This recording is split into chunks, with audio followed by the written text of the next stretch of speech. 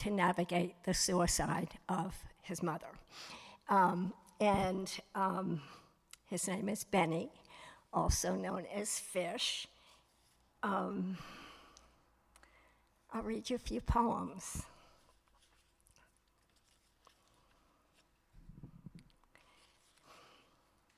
Ellie is a tsunami. Best friend blasts into my room in army boots. Womp, womp, womp. Earthquakes the place. Get up, fish, get up. Yanks the blankets to my ankles. Smacks my bare ass. Groggy, I claw and retrieve. One fumbled sweep over my head and burrow. Try to dig my way to anywhere but here.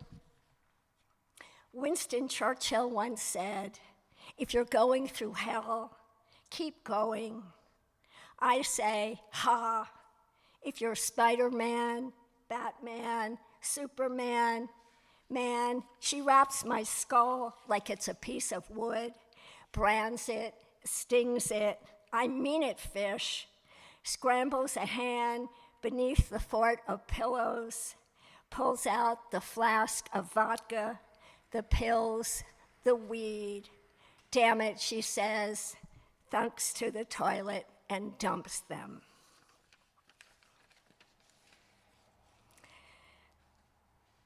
Three months ago, my mother painted her fingernails, painted her toenails, painted her lips cerulean blue, clipped on the pearl necklace my father gave her, clipped on the pearl earrings my sister gave her, clipped on the angel pin, no pearls but silver, that I gave her, slipped into her wedding gown, the simple, quiet cream, no lace or frills, dream that rippled to her ankles like a waterfall of silk.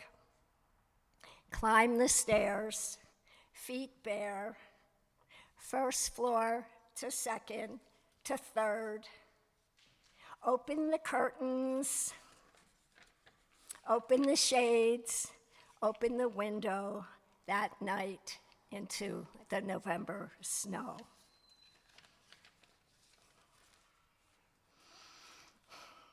When someone you love dies by suicide, you're a lifer, man, chained in a cell of skeletons, and it stinks like vomit, and it screeches like a rabbit clawed by a hawk, and no one wants to say it, or mouth it, or think it, or drink its poison. No one wants to own it, because once you know it, it's yours forever, charred with a scarlet S, even though you didn't order it up or sign on the dotted line. When it was delivered, COD, tough, it's yours, and no one's taking it back. On top of all this, Knuckle, my sister, continues to punch me, her fists as white as a narwhal tusk and tight like a bulb of garlic. When she punches me, it's one sharp blow as we pass in the shadows. When she punches me, she leads the gift of a fist print, a bone bruise, a heart bruise. When she punches me, she whisper hisses, mama's boy, her tongue like a rattler's, hot breath that messes my ear, steams it, fogs it, seethes it, so no one can hear. She says, it's nobody's business but ours. Mr. Buddha, my dad, is up at 4 a.m.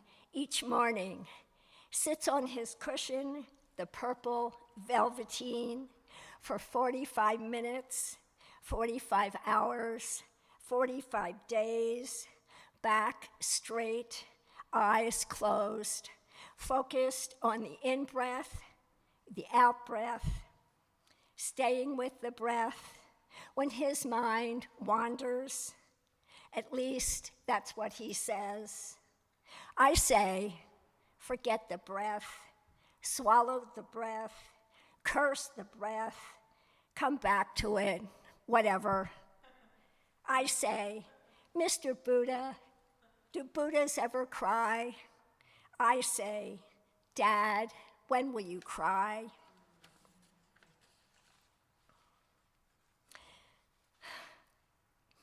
Mr. Buddha tortoise walks his meditation on the stone path, silhouette dim with dusk. If I walked as slow as my old man, I'd splat flat on my face, but I slink behind him, ankles drunk, impossible to copy his rock steady.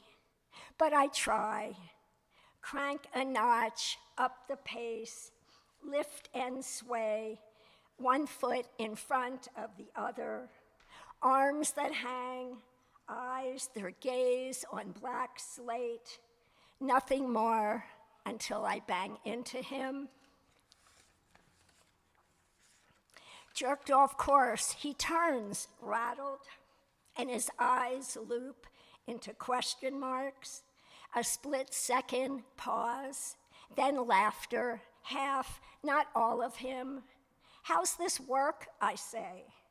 Mr. Buddha runs his hand through the salt and pepper of his beard, steps me to the cedar tree, the spider weaving. Benny, he says, close your eyes and listen. You want me to listen to a spider? I cock my ear to the web dotted with bugs, a beetle, a moth, a fly, to the spider about the size of my thumbnail that scales the lace. I tell him the spider says, I'm sick of winter, sick of spinning, take me to Tahiti. Mr. Buddha pleats his brow like he's trying to figure an equation. Actually, I say, the spider says, did you know the human body's got enough carbon to produce graphite for 9,000 pencils? Mr. Buddha prayers his hands. Does he hope I'll get a grip and stop my flippancy? But really, I say, the spider says, find me a girlfriend who guitars like Santana and screeches like Joplin, moonwalks the universe. Then, Holy Mother of Pearl, like I had won the lotto, Mr. Buddha's lips slip into a curly Q, and his shoulders become cirrus clouds, like he doesn't have to carry himself 24/7 in a rusted armor. Could it be spring? Thank you.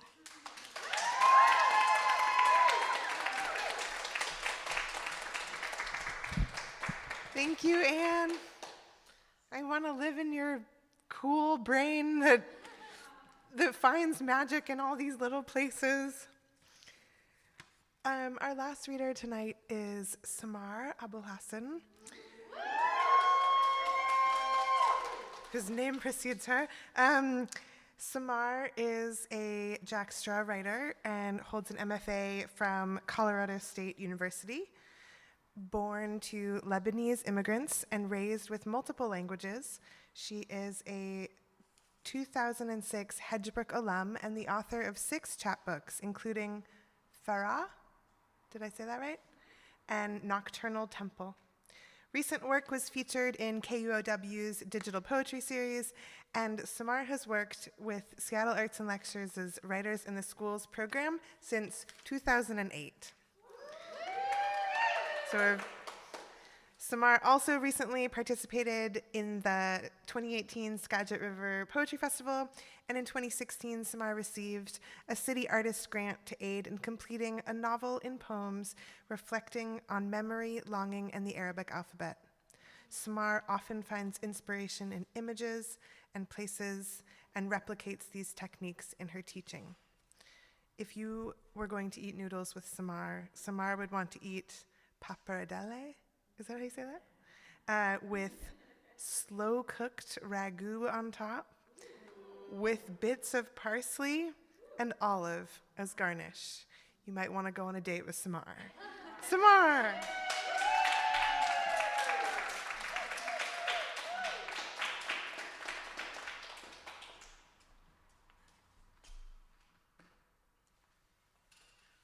Hi, everybody. I feel so buoyed by each and every reader, and thank you so much, Jen. And thank you to the entire WIT staff for supporting us. I'm going to read 2 somewhat brief poems and then a piece of relaxing music. I search my photo feed for evidence of the school year and find a bounty of colorful poem pages side by side with images of genocide I trade with my cousin Dina. Alongside fast-snapped pics of poppies or lilac trees I stop to inhale, ads for bras that don't cut into shoulders, to rose spreads casting the weak, blooming romance in the company of trees barren or bursting of cherry blossoms. What glimmers still shimmer as I inch toward June. The words kids ask me to spell form sudden gatherings on the whiteboard, showing me the marvel of lists encountered later. Beautiful, momentum, different, through, wiggly. I print with a purple dry erase marker, words hovering under a math formula. When A hears her friend read an epistolary poem, a loving letter to self, A says, "That poem makes me feel so good, even though I didn't write it, because I always think I am ugly." She fills her own poems with flowers, all her subjects blooming, rising, talking, walking by. Many times during various residencies, I take kids outside to collect glimmers, barely noticed details noted by their peripheral vision, out of the corner of their eyes, or the sound on the edge of another. What do you notice about what you notice or pay attention to? Draw them or write toward them. I note shapes, angles, and curves of bodies. I immediately memorize where kids sit, and the way parents huddled and spilled into staircases to watch their kids read their poems at the elementary school in Fremont, which recalls an image on the rug in a classroom, 2 kids illustrating a cover for our 3rd grade anthology. I leave behind the old world and make something of my own, co-coloring the fish they've drawn, crayons moving in zigzagging directions on the same page. I remember a winter morning in 5th grade asking students to write with their eyes closed, Marina hugging her knees in the front row, listening before reaching for ink. I recall a hovering helicopter gone quiet, a class full of 30 hands touching paper, one studying the paper to avert too much zigzagging, as the other fumbled through the dark, writing down what streamed through their minds. We are blessed, not rich, like a tiny red apple, writes Micah. That day we were using scissors and glue to make collage poems, Micah stacking his words and rectangle phrases in neat little rows, delicate maneuvers. How each time I asked him to make a poem, he made 3. In one poem he writes, "I have a nerve for curiosity, to explore, to see beyond my boundaries, deep, deep into my soul." In another class, a trio of kids boo me each time I enter. It becomes a kind of practice to relax with this wave of sound, this top of Tuesday morning greeting. "Remember the sticky, pungent, burnt, and raw you," writes Violet, temporarily loosening my resistance to dislike. This trio of sires don't learn my name but call me Miss Wits, which I grow to like. I try to help them transform their bored and restless feelings into words. A mini breakthrough in the form of onomatopoeia, inviting students to create columns of sounds and images they could read and overlap with their friends. "I am a tiny speck of myself, while my parents are life and gold," writes Nitty, who likes to press her belly to the floor when she writes, making her poems on clipboards. I try to remember the day she wrote that poem, but mostly what surfaces is sitting outside her classroom in a too tiny chair, waiting for the class to return from recess. except a handful of the library kids were there waiting with me and circling me, reading or braiding each other's hair or talking, our little makeshift family before the day's lesson. Francis writes, "When the wind casts my name, I know deep down my name is life." And just like that, I feel returned to myself. The kids' poems startle and refresh my eyes. I notice several bunnies pop out minutes after reading Ernest's poem, Blessing the Rabbits. You give people an awesome time and you make a beautiful life cycle, he writes. Begin by folding a piece of paper hot dog style. I watch instructions tumble out of my mouth like a plume of purple smoke, setting up a prompt around juxtaposition. Simply crushing unlike things together can bring delight and surprise, I say. The heart is, poetry is, music is, which recalls Janine's plum pizza party, a season out of reach, my new love carrying in a watermelon, that same green of the parrot on the Gazan boy's shoulder, bird and boy no longer. I'm closing high school classes after a sleepless night, feeling breathless and seasick. I have no idea how I will make it through the day. Miss Gwen in the teacher's lounge, so practical yet so kind. Hold an index card to your chest with your main points. Focus on the students. Divide time into small segments. I make piles of paper plates for cookies and chips. I weave around the classroom in an invisible figure 8, hopeful my nervous system will reset. We crouch down to make room for each other in the group photo. My hair is my story, writes Shirsa. I grow my story more and more every day. If someone cut it, I would cry. I love the saturated rainbow colors she uses to illustrate her poem, her clear-eyed presence, the way she rushes to tell me about an open mic she took part in, how she was writing poems at home. The teaching artist yearns to create little life rafts, pockets of sanctuary inside classroom. Atmosphere is everything in a land of raucous tones.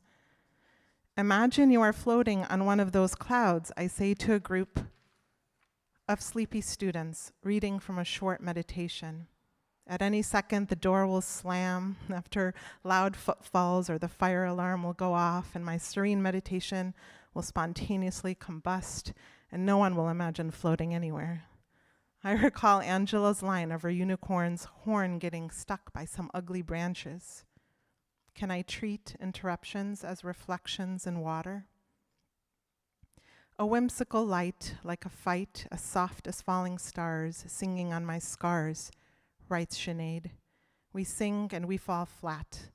Words are jumbled mumbles or clear as bells. We fight viruses through overwashing hands or laugh as though our phones don't deliver a steady stream of hell. Each time a student collapses their poem into a paper ball, I reach down and uncrumple it. The fold marks are rivers, so many thresholds in and outside their poems, out of range and out of time. Thank you.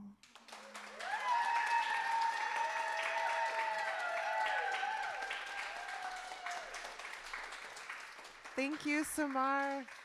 Samar is Samar, not Miss Wits, but Samar is really like the backbone of Wits. I feel like you play such an important role in this community. That's the show. So thank you so much to all the folks who read for sharing their work, and thanks to those of you who came to receive. And I hope that you meet somebody tonight who you have noodles with. Thanks for coming.